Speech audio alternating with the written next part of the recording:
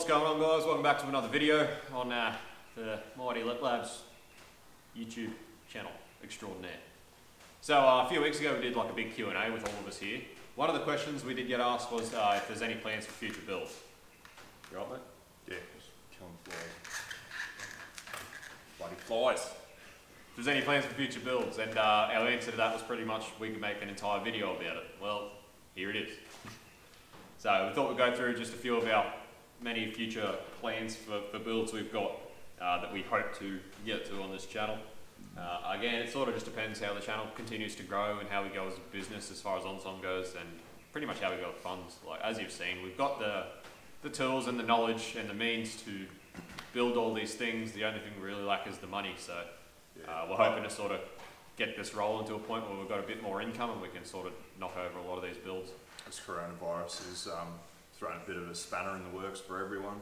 Yeah, exactly. With this worldwide pandemic going on, it's sort of crushing the economy, and not a lot of people have money to spend on cars at the moment. So that unfortunately sort of trickles down to us. It's not, I must say, because we were just sort of getting started, it's not really been a massive hit to us because we didn't exactly have a continuous stream of customer work at the moment anyway. But nonetheless, we are still feeling it. We're still in a better position than most, in that we actually are in a position where we can still work for those who still want us to do work. So it's not all bad for us, but we're definitely feeling it. Anyway, immediately, I suppose in the very near future, which you've heard us talk about quite a bit, since we've both sold our 31s to fund our dyno venture, we've decided to build another 31. So very soon we're going to be building an aspirated LS powered R31, pretty much using the running gear that I had set aside for my turboed LS Crusader, because that build, which is another build that will be happening eventually, is sort of getting put on the back burner for now until I can sort of muster up some more support for the chassis for one, and that car, for where I want that car to be, it's a lot further ahead than my driving is at the moment, so I'd rather build a car to get back in the seat sooner, which is going to be the 31.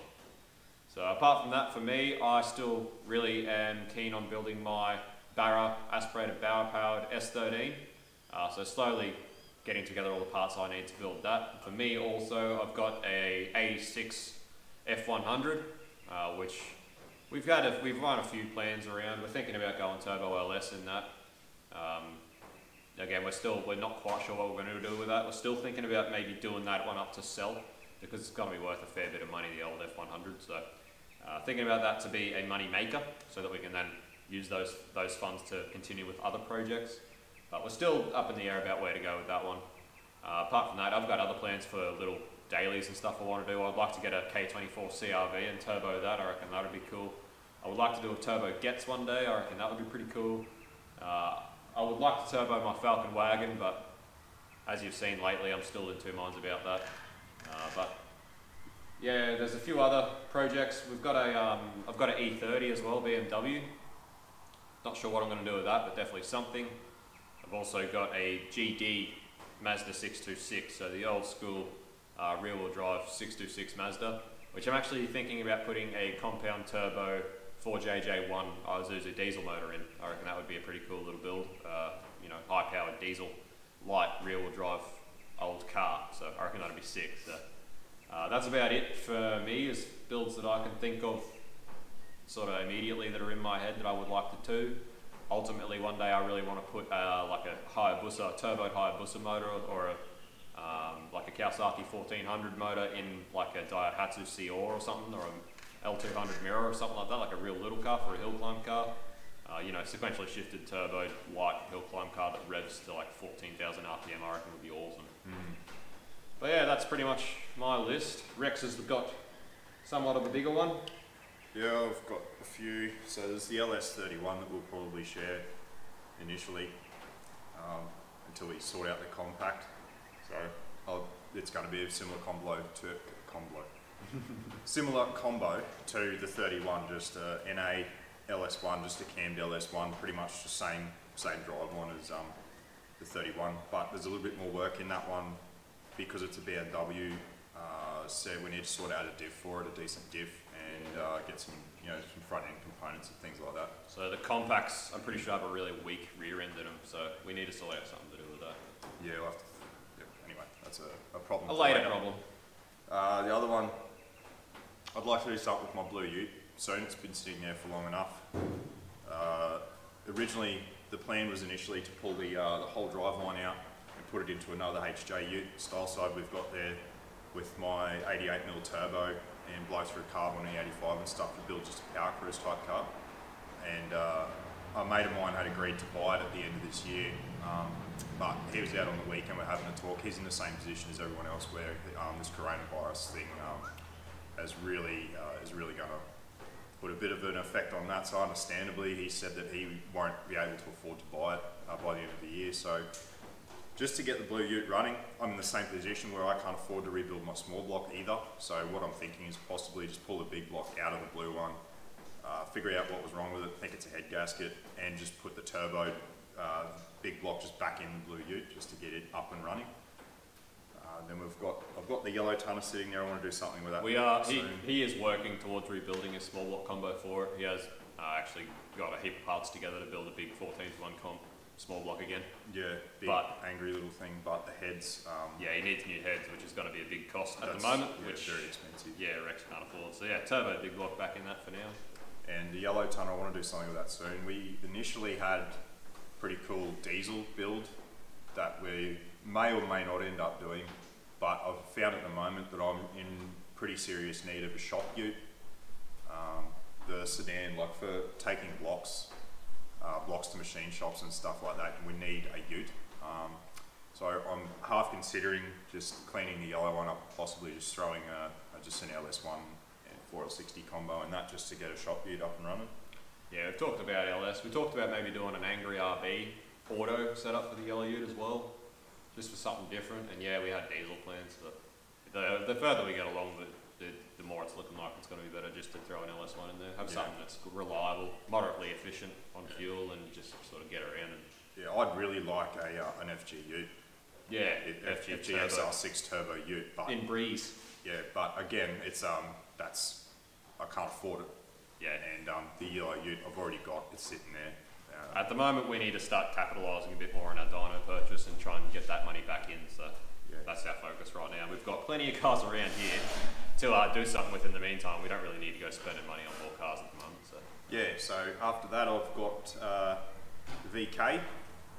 Is another good one. That's I've got that 1J there, so that'll be a cool build. I want to go 6-speed T56 and 1J in the VK, and just build a cool possibly drift car, or at least streeter at the very least. Bit of an all-rounder. Yeah, so it'll be stock bottom end, cammed cams, 1J with single. We're going to look at it probably around a GTX 35 or something. So good 450, maybe 500 wheel out of that combo. All day. And then after that, the really big build that I've got to get to at some point is going to be the Tirana, which I've started collecting parts for. It's going to end up with, you would have seen in a previous video, there was that, I've got a 671 blower there, and I've also got a Gen 4 5.3 iron block LS bottom end. So that's, you can see where that's sort of heading. So it's going to be, inject a hat, 671 through the bonnet, the whole deal. Hopefully caged, like really serious sort of build on that one. And using the Skyline here as a bit of practice for tidy engine bays and stuff like that, I'm going to do a really nice job on the Tirana. So that one's a really long-term project because I want to do it properly. I'm not going to rush it, so it'll just take as long as it takes. I want to do a really good job of it, and I don't want to be on a timeline like I was with the Skyline, and that was just stressful. So I'll take my time with that one. Hopefully by the time we get to that, we've got our shed extended and we've got a lot more room to sort of have a long-term project that sits there and it doesn't affect our work space too much. Likely with the Tirana, I'll try and get into it as soon as I can to get the rust repairs and panel work done, just to get it in primer, just so that it stops deteriorating is the main priority at the moment. And then when I get the funds and time, I'll actually do the build. But the initial concern would be just to keep it in decent shape, stop it from rusting away. Save it. So apart from that, Rex is talking about also doing a redesign and a bit of a rebuild on the V80. So that'll happen at some point, probably not in the too distant future. Yeah, because we've actually found that after all the towing that we did to move the dyno and the engine room and all that stuff out, poor old girl was under a lot of pressure and put in a lot of work, and just the heat managed to crack one of the manifolds. After 2.5 years, it finally cracked. So yeah, looking at when I can. For now, it's still usable. It's just annoying, but looking at fairly soon, there's a few things on it I'd like to change and fix up. So thinking about doing like a sort of bit of an overhaul on the whole thing. Yeah, a bit of a redesign on the turbo system, try and reposition them a bit, and put Gen 4 ancillaries on it to move everything back from the radiator and sort of redesign it so that it gets rid of sheds a lot more heat from that engine bay. Yeah. It's a bit more of an efficient car. Yeah, that's it. Try and get that engine bay heat under more control. So apart from that, we've got still plenty of H-Series utes to build. Again, they're really, that's Dad's retirement pretty much, so we'll be getting in and building those to sort of sell as well. So, I mean, if anyone wants a really nice H-Series tonner, get in quick and put an order in, and we'll build it. We'll build it how you want it. So, but yeah, like that's, I suppose all of the builds hit on the nose as far as immediately what we've already got. Yeah, I mean, there's going to be probably plenty of little things in between those builds, but they're the big ones. And I suppose time will tell what we keep and sell and what does what. But you can see we've got plenty of plans for, you know, Jap stuff, V8s obviously, as well as diesel. We do have a lot of interest in diesels, especially like where we are geographically. It makes a lot of sense for us to really get into the diesel market and start like learn how to tune diesels really well, because where we are, there's going to be a lot of work, or a lot of potential for diesel tuning work with the dyno. So it's definitely something we want to branch into, a bit of diesel stuff. Honestly, I would like to maybe next year upgrade to a tow car, and I'm thinking about getting a 4JJ1 Rodeo or Colorado or something, and sort of start playing with that, with the turbo and doing some tuning, and that'll be a sort of catalyst and a bit of a practice run for if I decide to put a compound turbo 4JJ1 in the 626. But there's going to be plenty of awesome, like pretty high-powered builds. Oh, we forgot about one really important one. We've got a Trans Am. Oh yeah. So, well, probably 2 years ago now, Dad got onto a really good deal with a 1987 Trans Am. So it's already right-hand drive. So it was a really good deal. It's still just got the injected 357 in it, the Vortec with the Turbo 700. But we've had a good look around the car. You can fit huge rubber under the guards without having to modify anything. The lower traction arms on the rear end are about this freaking long. It's definitely a car that's actually shaped and built to hook up and cut the air. And we both agree that it would be a really quick car if you set it up right. And it's actually not that heavy. They're not as heavy as you think. Surprisingly light. They're only about 1,400 kilos, which, you know, is a lot lighter than, say, a new XR6 Turbo or a Commodore. So they're not actually very heavy, and you can fit massive rubber under them, and they look like they're designed to just hook up and go. So we've been talking about we've got a fair few parts just lying around where we could do a really, really angry, fully forged 6-litre iron block LS for it. So we're sort of talking about at the moment, maybe doing just a stock Gen 3 bottom end to start with, just to see how we go as far as how much power we can get with our tuning methods without killing it, just as a bit of an exercise. And then we're thinking, once it finally dies, we're thinking about putting a iron block 6-litre fully forged bottom end in it, and yeah, looking at maybe a 1,000 wheel plus horsepower sort of build. And because of the way the rear end's designed and the rubber you can fit on it, we can fit 275s under the guards with no worries at all. And the way it's designed, we reckon we could even set it up right if you spend enough time to really hook up on 235s. So you can imagine a car that's making sort of 800 to 1,000 wheel that hooks up on 235s is going to be extremely competitive in the 235 radial class as far as drag challenge and that sort of thing goes. So definitely something we would like to get into. We would like to start doing drag challenge and stuff, and we're thinking about that'd be a really good car, standout car that you don't see many around of, that we could slap big on some performance stickers up the side and sort of really get around and make some noise and get our name out there. So that's a pretty important one. I'm glad we didn't leave out. So yeah, we've been talking about that quite a bit. So that car belongs to Dad, but he's pretty happy for us to take it and run with it if we can, and turn it into a bit of a business card for the shop. So that'll be a good one too. So yeah, as you can see, I think that covers most of them. yeah, I think that covers all of them. Problem with having this many cars, I can't keep track of them. You lose track of fair bit. So as you can see, fair few boosted LS setups and stuff like that. But I mean, I know a lot of people don't like LSs, but we personally love them. But we've got other plans, yeah. More RBs, J's, Barras. So we do have, like we've talked about before, Rex's XR6 Turbo has obviously we've got a turbo Barra there. So eventually, once it sort of is up for renewal, we'll have a turbo Barra to put into something. I had thought about putting a turbo Barra in my F truck. I'm still in two minds about doing that. But there's a few things I won't go into at the moment, but it's basically trying to toss up with gearbox choices and who makes what and what I can get for it. That's why we keep leaning towards the LS combo, just the biggest things, yeah, gearbox choice.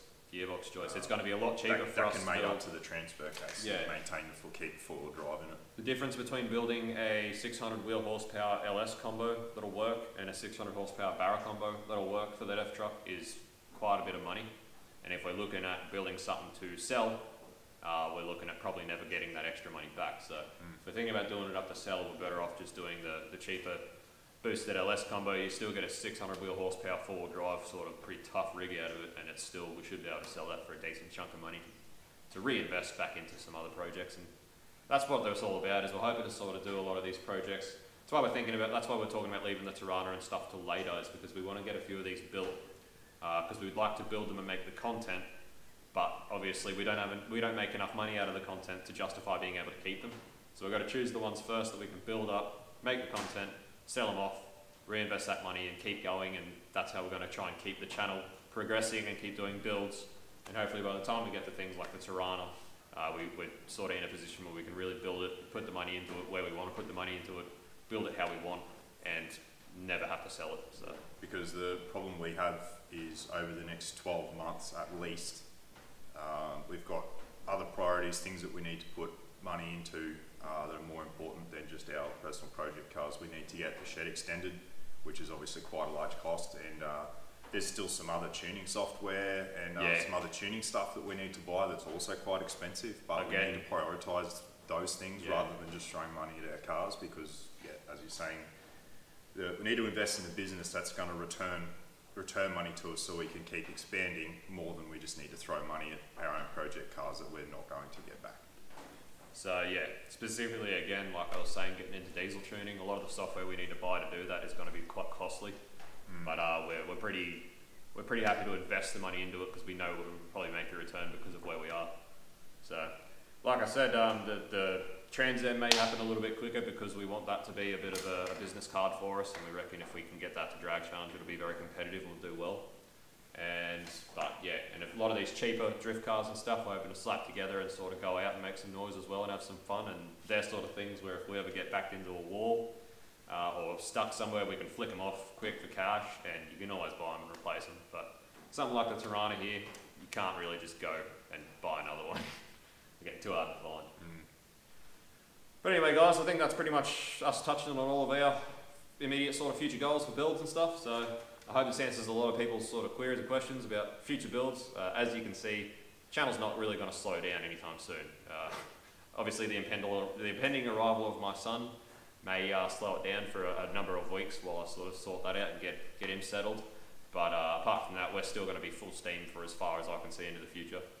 We've got no plans to stop doing this. It's what we really want to do, what we love to do. And so we've got plenty of content. Like I keep saying to people, the moment that we can afford to go full time in YouTube, we'll never run out of content.